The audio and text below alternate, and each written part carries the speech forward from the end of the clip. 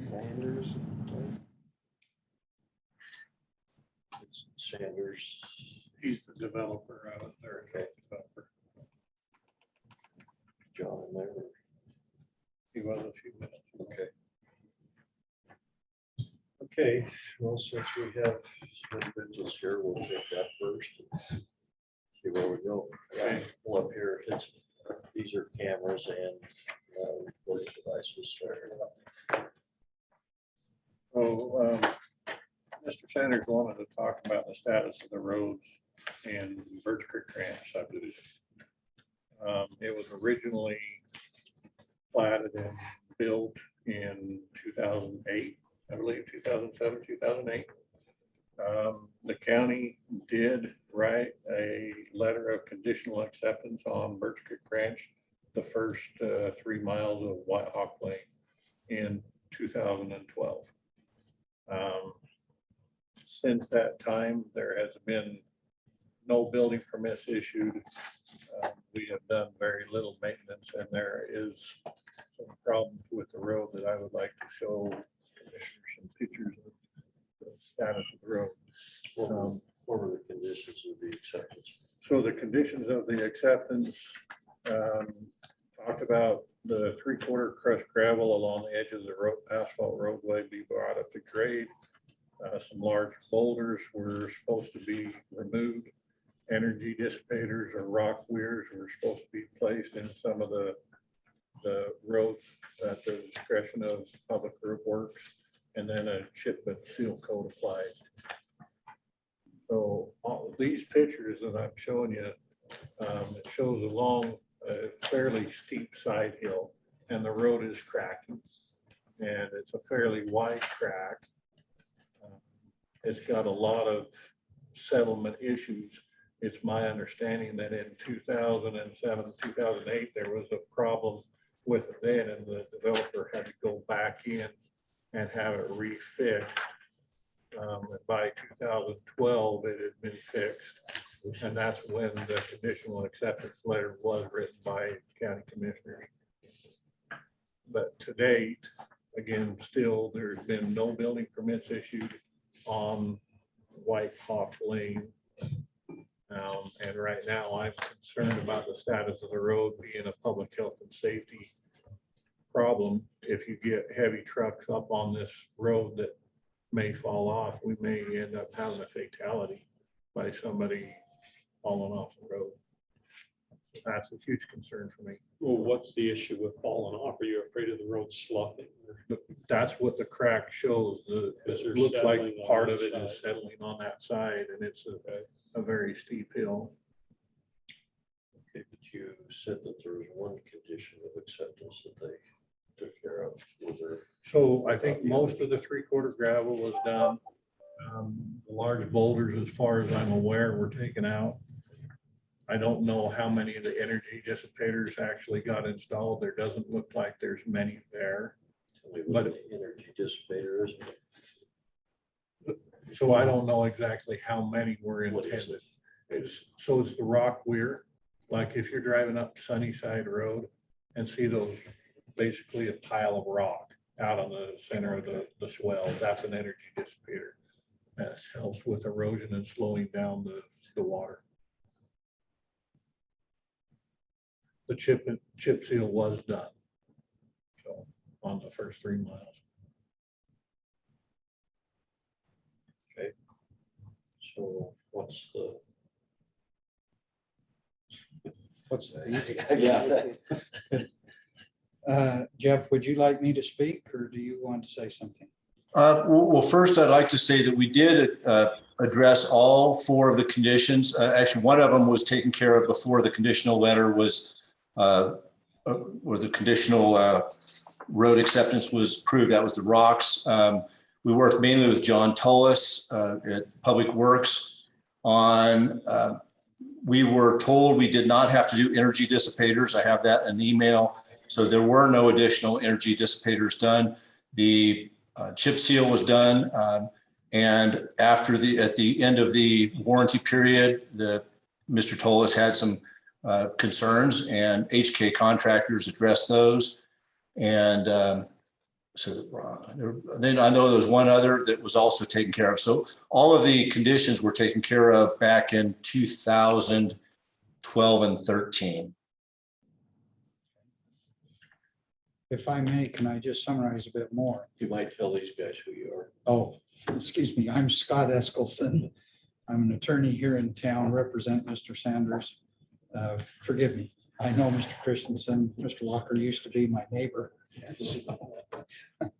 I jumped over that. But in any event, what occurred, we're all aware of what happened to the real estate market in 2008. Just as Mr. Sanders got his development ready to market, everything crashed. So yes, he has tried to sell since then, but only just recently have things come back enough to where people would buy that type of recreational lot and begin to look at building a home. The main thing I think we are dealing with here, which has caused an issue with regard to the road's condition, is a lack of snow removal during the intervening years. So that has caused Mr. Sanders to be in a little bit of a catch-22 situation. The county did not plow the roads and do snow removal, which left a lot of snow up there, which melted and was very hard on the road. Now, there are people who want to buy a lot and seek a building permit, but they're being told, we can't give you a building permit because the road is not in good enough condition that we can grant that. So Was that approved as a winter maintenance subdivision? So we originally, I don't think it was intended to be winter maintenance only, but because there has been no building permits and nobody living up there, we have not plowed it during the winter. How was it listed? Often. How was it listed on the plat?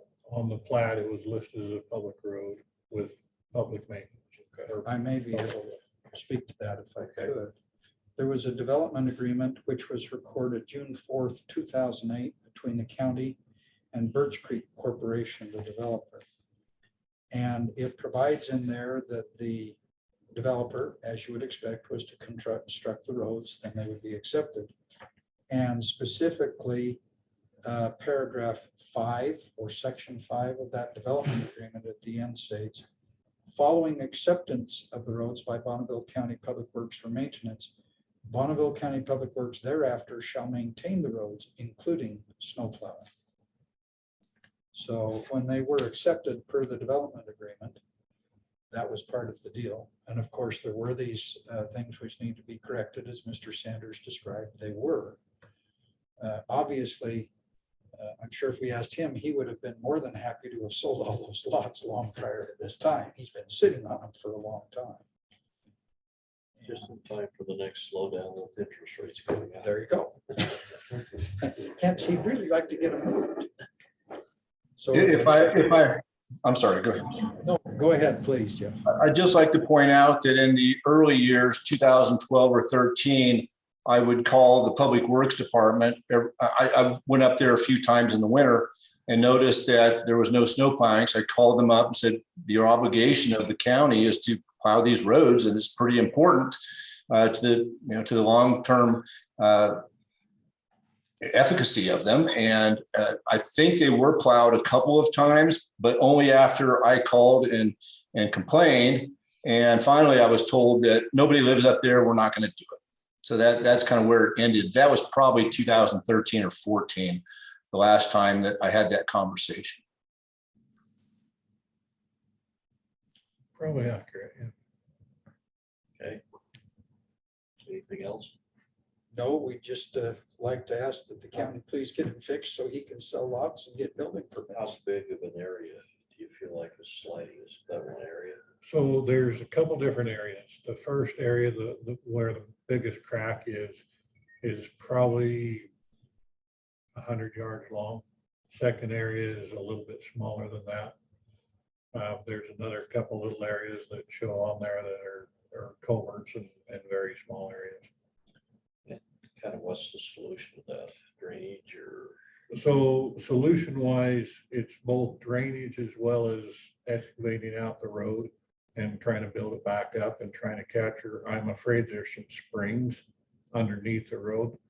There is a little spring on the upside of that major crack, and there was a pipe put in, and it's been trying to keep flowing. There is water flowing under it.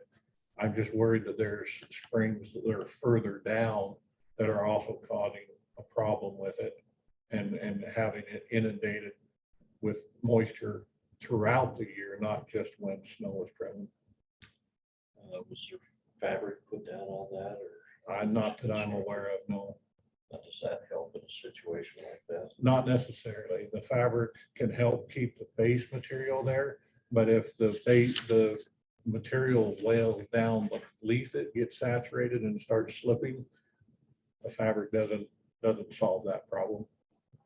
You have to intercept that water and pipe it through and out of the dirt.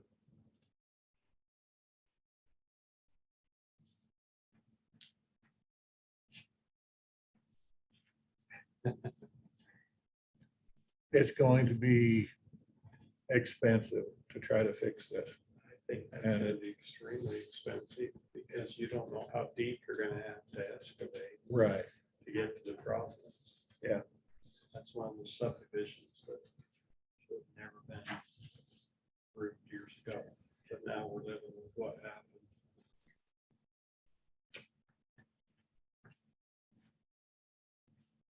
So my solution to the road issues is probably trying to get a geotechnical engineer or something on board to go up there and come up with a plan of what they feel is gonna have to do, and maybe do some potholes and stuff like that, but it's not a fast solution. I can try to get some people involved in doing that, but it's gonna take some time. And then they're gonna have to come up with a engineer's set of plans to do it. We'll have to bid it out, go in and try to fix it.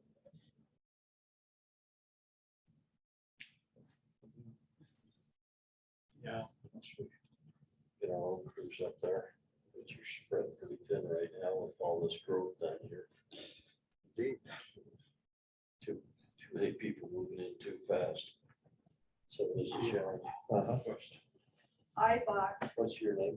my name is Jackie Boscott, Okay. and I bought my 33 acres at Brich Creek Ranch in 2017. And 2020, I put it on the market. I've had probably about 10 offers to buy it. But as soon as they find out I can't have a building permit, they're done.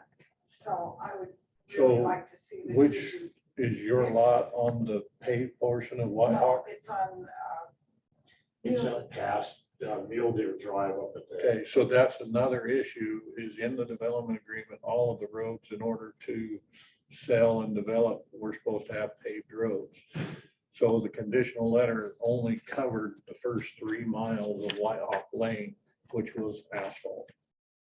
So it wouldn't cover. It would not This- cover back in the gravel portion. Now, I've talked with Mr. Sanders about that, and he said he was going to try to work on getting crews up there and doing the rest of the road work on the unpaved portions in order to be able to sell lots up there.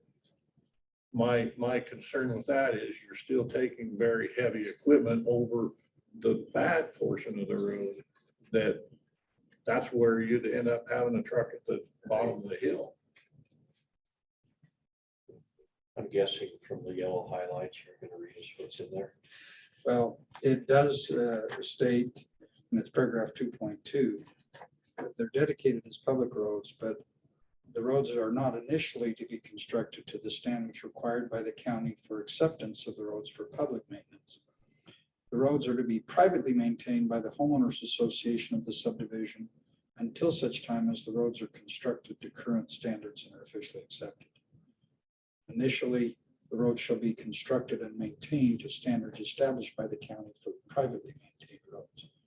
So I think that's what you were probably speaking of, and Mr. Sanders, that yes, the unpaved portion is still to be maintained by the homeowners association.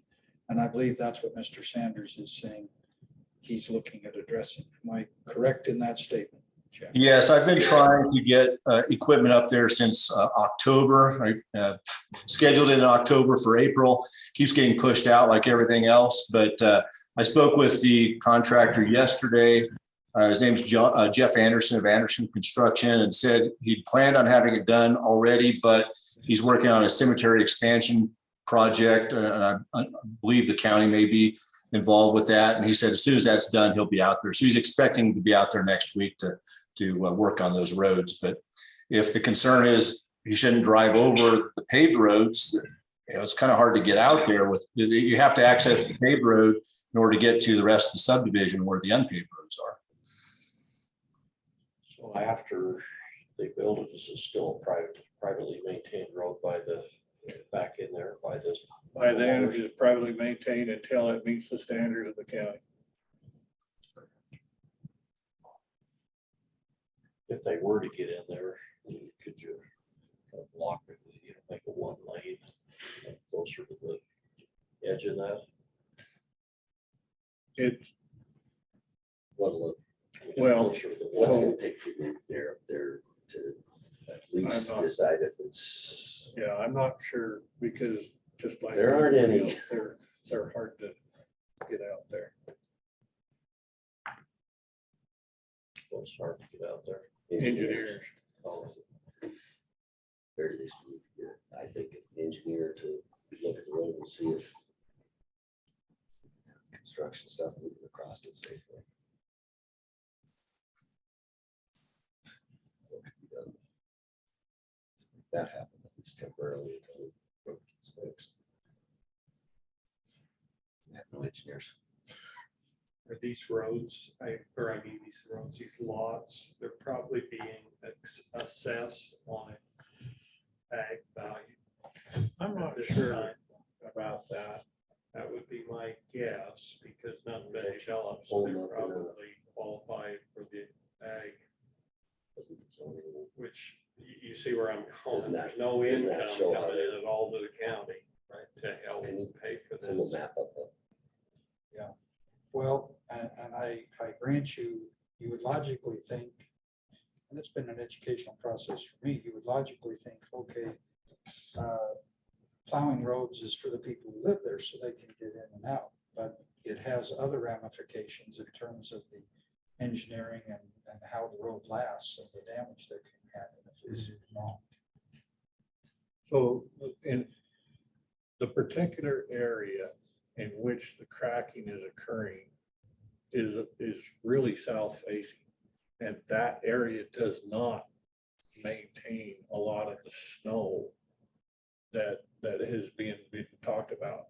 It is a wide open south facing slope, and it's one of the first areas to lose snow. That's off. So I had been up there before in early spring, and this section of road is always dry, and there's other sections up higher that are covered with snow. So the idea of not plowing the snow and hurting it is, yeah, I understand that, and I agree to some extent, but this particular section isn't one where snow usually sticks.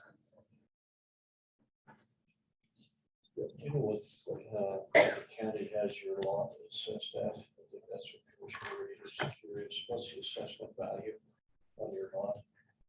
I don't have that information with me. It's pretty much agricultural. That's because they usually stay agriculture until they're done. Get a building permit. There you go. If I can add a little history here, when I applied for the subdivision back in 2005 or 6, Steve Sear was the planning and zoning administrator, and we wished that the subdivision to be private subdivision. He said that that was unacceptable, that the county specifically wanted a connection between Brich Creek Road and Mud Springs Road on the south for public services, so they could provide fire and ambulance services to people that live south. So there were other considerations the county had other than just, the assessment value of the lots within Brich Creek Ranch subdivision. The considerations were people that live further south, Mud Springs and beyond. So that's the reason that the roads were built the way they were. Looks like all the taxes for 2021 are like in the $100 range. That's what they're charging. That's dry grazing. Yeah. Right, so there's just absolutely no revenue to pay for the snow plowing. Right.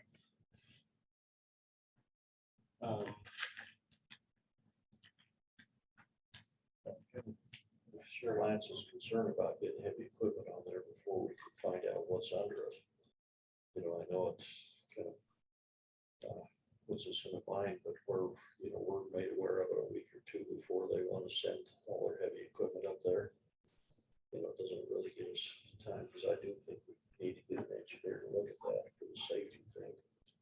Is there an engineer in this area that you are aware of, a geotechnical engineer? So there's a couple engineers, but I would probably go after a normal civil engineer, just because they would be able to follow up with that and maybe come up with a set of plans and construction drawings that would be approvable for building a project or correcting it. The reason I asked the question is I don't know if there's someone who you prefer to work with. There are a number of them whom I work with. I mean, there's Ellsworth, although I believe they're just surveyors, not engineers. Their engineer and their surveyor is close to retirement. Yeah. So, and they're getting like me. Everybody I know is retired. so they're a company that probably would not take on this big of a project. There's also Eagle Rock, and then there's another gentleman.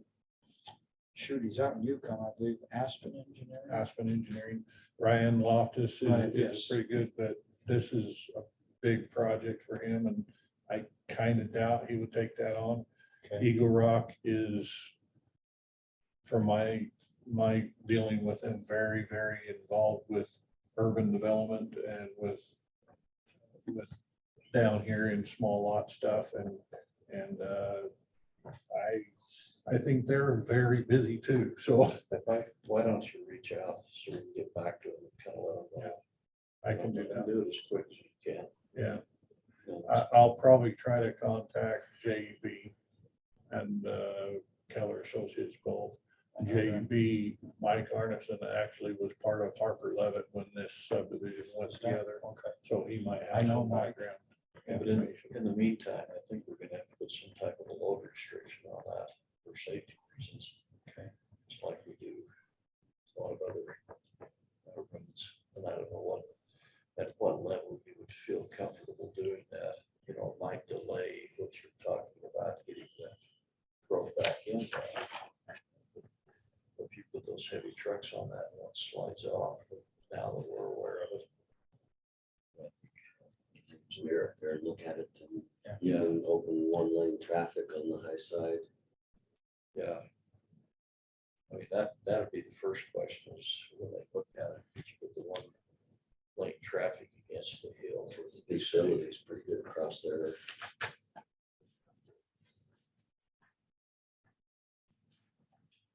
One crack is, I mean, it's close to the center line of the Yeah, road it's- by the time you get up there.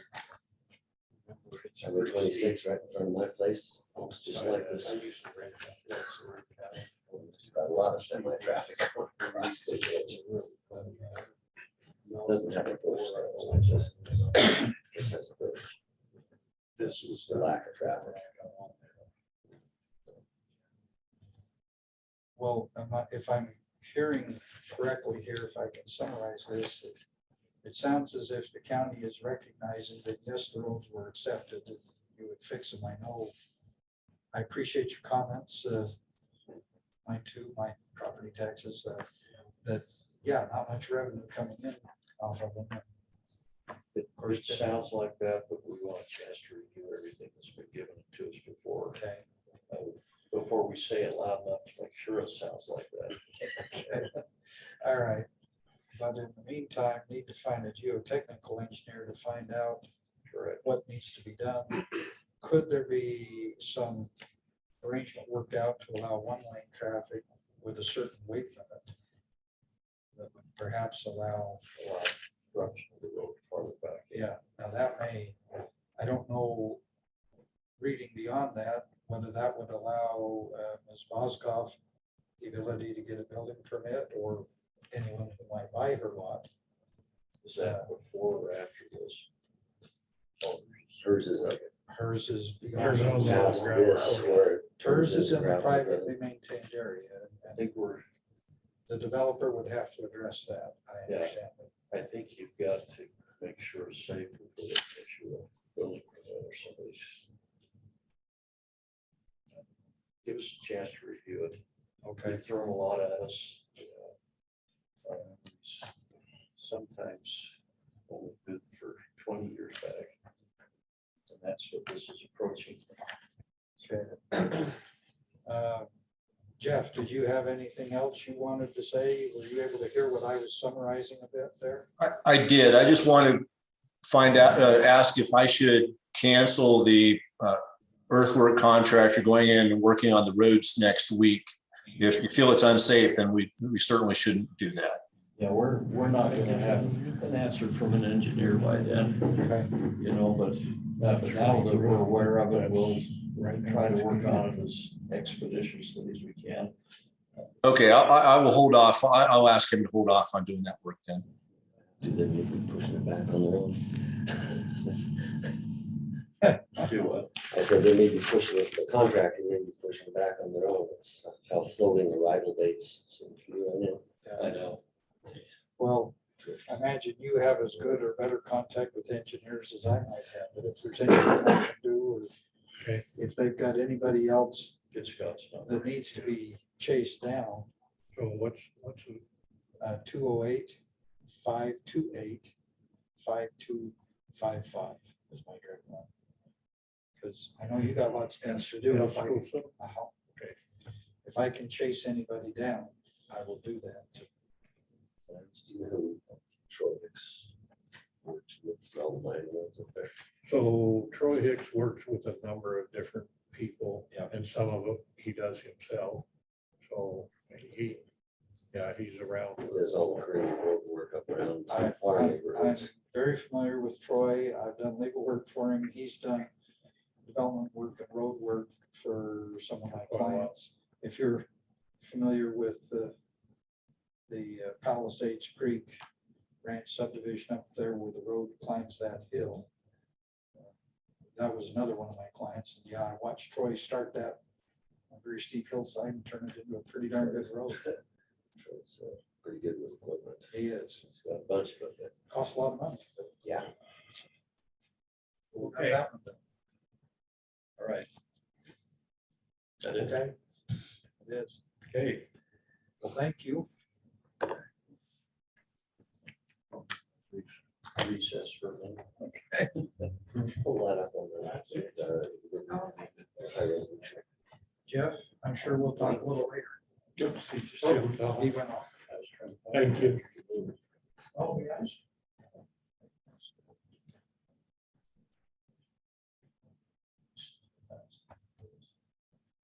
Try to bring it up on my phone, so take an aim and look at that.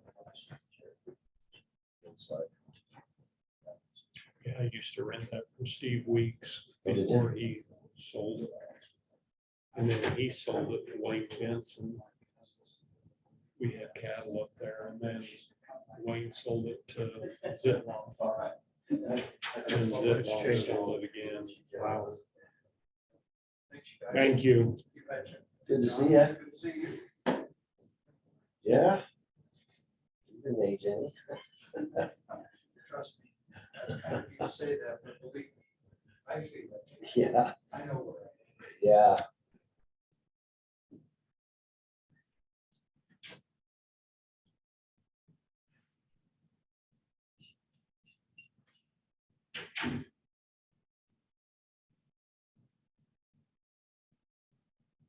pull back a little ways, which there used to be there was a lake up there that we. There's still a lake up there. Yeah. And that's where, I mean, it's a beautiful place. Yeah. There's a lake. in Well, there. yeah, there's a lake that's Weeksville. I need to go Go down down more. a little bit more. Lake is right here. There's the lake, yeah. So all of White Hawk past the end of the asphalt, which scroll up just a little bit. The asphalt ends back there by Golden Eagle. Right at that curve, Right at right? that curve, I think, yeah. Yeah, that should have never, ever been through. Put a gravel road And then attached to a paved The road asphalt attached to gravel goes roads. up Golden Eagle Loop just a little ways. It goes up another little ways, but we only accepted the first 3 miles of White Hawk. So where's the crack? in it? Yeah, where's the The crack? cracks are back, scroll east and scroll further down. um, Right, Oh, yeah, that's a terrible here. And just, I think the biggest one is on. The biggest one. You can kind of see Yeah, I was gonna say, one you can see it right there, right down there. Yeah, and right at the bottom of the screen. I don't know why it quit loading all of a sudden. HB likes to do that once in a while. To stabilize that, you're gonna end up going clear to the bottom of that. they're gonna go a long way down. It's That is gonna Or be for- extremely. It's further back into the hillside. Yeah, I was gonna say, So, you gotta go back into the hillside. I don't know why that uh, decided to cut me off. so on the pictures, But you can you see can it see on it that. one of the springs, but. Yeah, there's 2 pipes running down right there. So that second pipe was added in after 2008, when they went in and this was happening then, and so they added that second pipe. But it's not caught everything, so.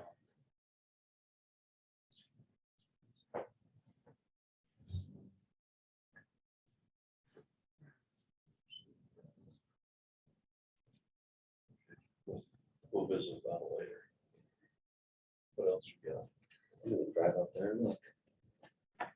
It's our cell coverage. You know, there is cell coverage in part of it, That's encouraging. but not all of it. On the road. All So we have some core results from 9th and 12th west. Part 11 engineering went out there last week and cored some holes. The 3 on 9th west, the asphalt was a little over 2 inches for 2 of them, a little under 2 inches for 1 of them. The 3/4 base was on the first hole is 3 3/4 inches. On the second hole, it was 4 3/4 inches. On the third hole, it was 5 inches. The pit run was 12 inches, 11 inches, and 12.5 inches.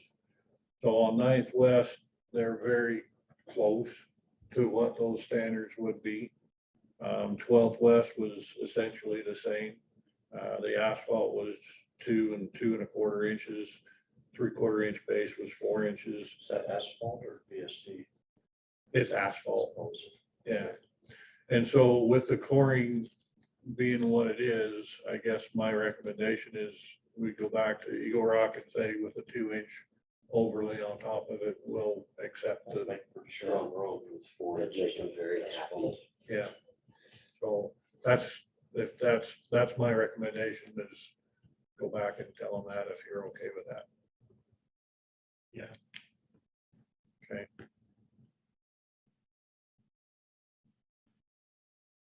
Then I have a number of right-of-way contracts for 45th East.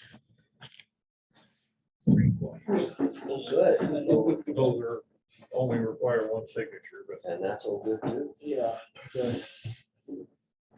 I know building materials are starting to come down fairly rapidly. It's construction. not that I've seen. So I've got assigned here on, I think, all of them.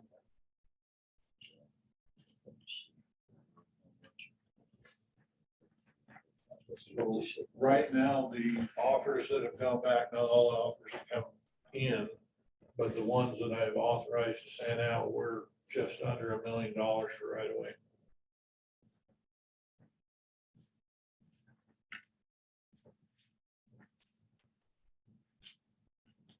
One of those Kodiaks.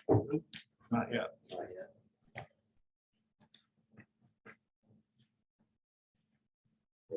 Where are these? These are up and down 45th at various spots.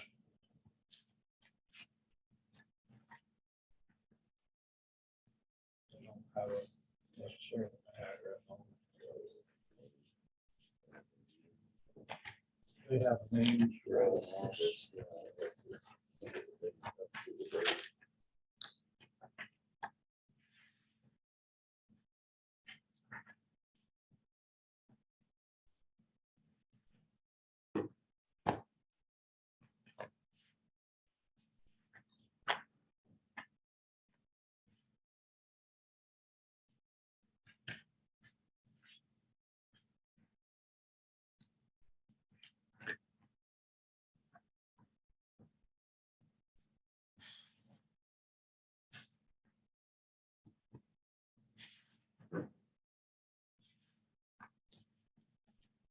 Kodiak is still hasn't had an official appraisal yet, but I authorize them to send out to them.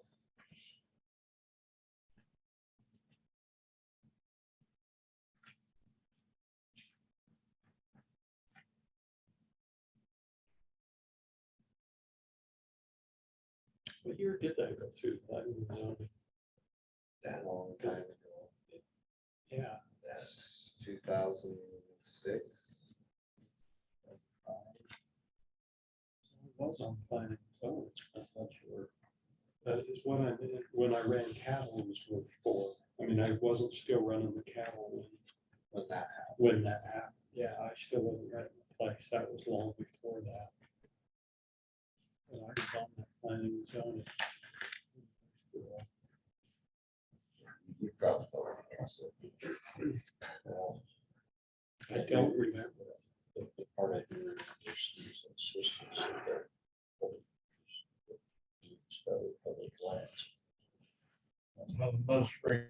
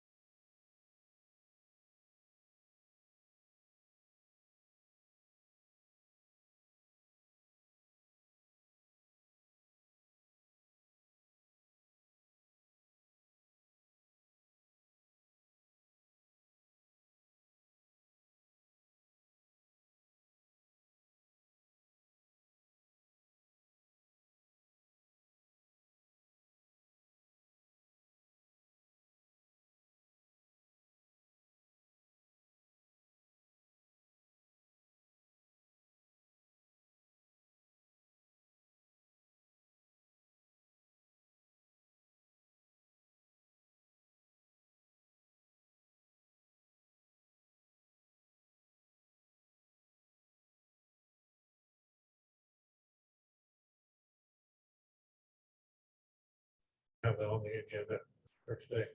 Okay. I guess you could hold of Curtis and kind of let him know. Curtis Johnson. Oh, yeah, I'll get a hold of So Chris. there, and go there over. are structures up there on some of that, aren't there? Their homes. So there's a structure down in the valley that I'm not even sure how they access. It was like a barn. It's not tied off a White Hawk Lane at all. There's also a pond that was supposed to be used for fire suppression, but I've never seen water in it. There's Well, fire that's, hydrants right that's through pretty there. normal in the backcountry. I mean, there's ones in Swan Valley that didn't have water, They're supposed to provide fire suppression, or but there's houses that. Yeah. Okay. Mostly do now. I think next week we're gonna try to kind of circle back with about 4 or 5 budgets we want to sit down and work through. We'll kind of work through now that we've got the new money revenue figured in. Just kind of see where we are. okay. Wait for Penny to get back from holiday. Well, and then you're gone. This week, tomorrow, Friday, yeah. Which, I mean, we're still early when we usually are, still crowded right at the end, so. I just a reminder, I am gone from the 26th through the next Wednesday for vacation too. Well, that's why. You know, we could get we'll a have it little down bit next week. Yeah. We did send over that report to Carol for the transfer station accident. Oh, okay. Didn't say anything, But it really didn't say Yeah. much. but they needed to give you their insurance, and then it'll be up to the insurance companies.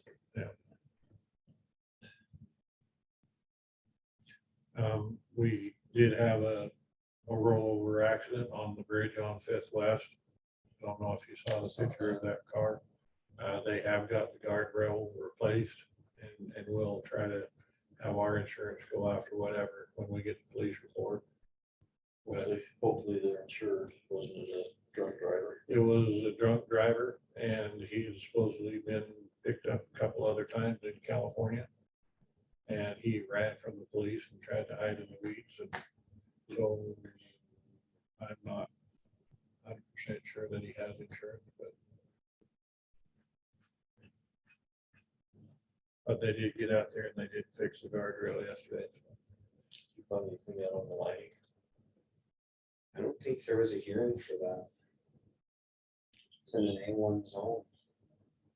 I haven't been able to find anything yet.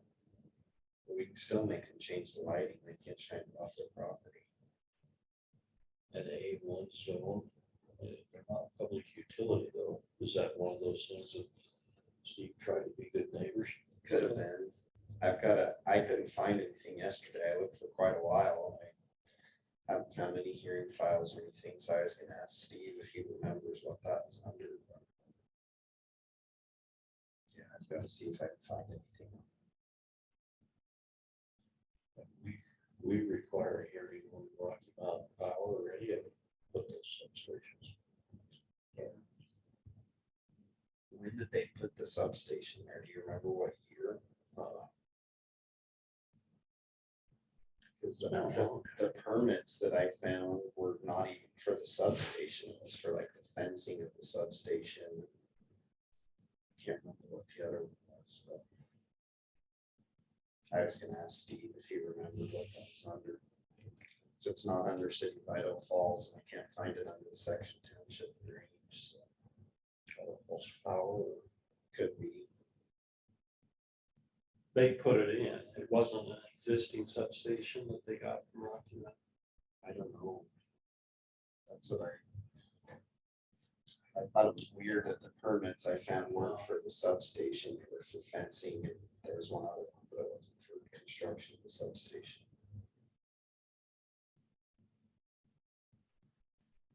Just make them get a permit or you get it into the backfield. That's right, that's right. Well, I don't have anything else for the meeting, we can probably